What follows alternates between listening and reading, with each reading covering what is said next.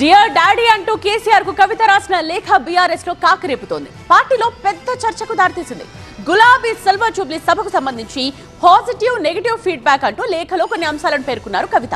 Negative అంశాలకు సంబంధించి కవిత వేసిన 10 ప్రశ్నలేంటి, దీని మీద కాంగ్రెస్ రియాక్షన్ ఏంటి? ఇక అమెరికా నుండి ఇవాళ సాయంత్రం వస్తున్న కవిత ఈ లేఖపై క్లారిటీ ఇస్తారా?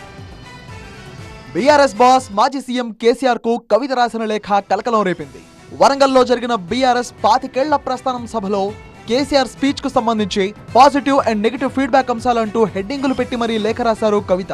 సిల్వర్ జూబ్లీ సభలో పరిణామాలను ఆ లేఖలో ఏకరువు పెట్టారు.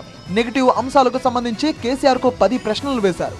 సభలో ఉర్దూలో మాట్లాడకపోవడం ఏంటి, వాక్ బిల్లు మీద మీరు మాట్లాడకపోవడం, బీసీలకు 42% కోటా అంశం విస్మరించడం, ఎస్సీ వర్గీకరణ టాపిక్ మీద మాట్లాడకపోవడం, స్థానిక సంస్థల ఎన్నికల్లో ఎంపీటీసీ జెడ్పీటీసీలకు రాష్ట్ర పార్టీ బీఫామ్స్ ఇవ్వాలనే డిమాండ్, మొదటి నుంచి పార్టీలో ఉన్న నేతలకు మాట్లాడే అవకాశం ఇవ్వకపోవడం.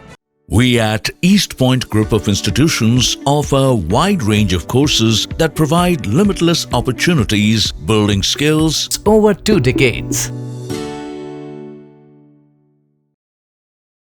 కార్యకర్తలను ధూమ్ధామ్ ప్రోగ్రాం ఆకట్టుకోలేదనే విమర్శలు, బీజేపీపై క్లుప్తంగా మాట్లాడడం, భవిష్యత్తులో ఆ పార్టీ పొత్తు పెట్టుకుంటారు అనే ఊహాగానాలకు తావిచ్చింది. బీజేపీని ఇంకా టార్గెట్ చేయాల్సి ఉంటే కేసీఆర్ తో యాక్సెస్ దొరకడం లేదని నేతలు భావిస్తున్నారు. అసలు ఈ లేఖను ఎవరైనా లీక్ చేశారా, లేక కవితే లీక్ చేశారా? అయినా కేసీఆర్ కు చెవులో చెప్పాల్సిన 4 గోడల మధ్య ఉంచాల్సిన విషయాలను కవిత ఎందుకు బహిర్గతం చేశారు అనే అంశంపై బీఆర్ఎస్ లో పెద్ద ఎత్తున చర్చ జరుగుతోంది. అదే ఇప్పుడు బీఆర్ఎస్ లో హాట్ ఇష్యూగా మారింది. అయితే కేసీఆర్ ఫ్యామిలీలో జరుగుతున్న అంతర్యుద్ధం పరిణామమే ఇదంతా అంటోంది కాంగ్రెస్. పార్టీ నాయకత్వం కోసం జరుగుతున్న పోటీలో భాగమే ఈ లేఖాస్త్రాలు అనేది కాంగ్రెస్ పార్టీ ఆరోపణ. బీఆర్ఎస్ పార్టీలో ముస్లిం తారా స్థాయికి చేరింది. కల్వకుంట్ల కవిత ఎమ్మెల్సీ గారు కేసీఆర్ గారికి రాసినటువంటి లేఖలతో ఆ పార్టీలో లుకలుకలు మీ మొదటి నుంచి చెబుతున్నది నేను నిజమవుతున్న సందర్భం. భవిష్యత్తులో భారతీయ జనతా పార్టీతో బీఆర్ఎస్ పార్టీ కలిసి పనిచేస్తుందని చెప్పిన లేఖ ద్వారా వచ్చినటువంటి సందర్భాన్ని గుర్తు చేస్తుంది. రాసినటువంటి లేఖ లీకు కావడము మీ పార్టీ వీక్ అయినట్టుగా క్లియర్గా కనపడుతుంది. ఒక పక్క చెల్లి, ఇంకో పక్క బావ, ఇద్దరు కూడా మేము మొదటి నుంచి ఉన్నాం పార్టీలా, ఇవాళ నీకు పట్టాభిషేకం చేస్తుర్రు అన్న ఆందోళన వాళ్ళలో క్లియర్గా కనపడుతుంది. ఈ మధ్యనే నువ్వు పోయి మీ బావగారితో మంతనాలు చేసినావు. బీఆర్ఎస్ లో నడుస్తున్న 4 స్తంభాలకు కవిత లేఖనే నిదర్శనమంటున్నారు బీజేఎల్పీ నేత మహేశ్వర్ రెడ్డి.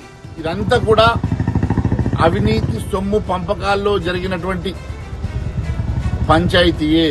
పదవుల్లో అన్నకే ఇస్తారు, ఆస్తులు అన్నకే ఇస్తారా? మరి నా జాగృతి కూడా టీఆర్ఎస్ అధికారం రావడంలో పనిచేసింది కదా, మరి నాకు అధికారంలో వాటా, పంపకాల్లో వాటా సరిగా రావడం లేదన్న పంచాయతీ ఈరోజు బయటకు వచ్చింది. నేను 10 రోజుల క్రితమే చెప్పిన, ఖచ్చితంగా ఈ పంచాయతీ బయటకు వస్తాయని చెప్పిన, ఖచ్చితంగా ఆమె బయటకు వెళ్ళి ఆమె దుకాణం ఆమె పెట్టుకుని ఆమె పార్టీ ఆమె పెట్టుకుంటుందని చెప్పిన. ఇదే జరగబోతున్నది. అయితే చూడాలి ఇదంతా ఎటు దారి తీస్తుందో.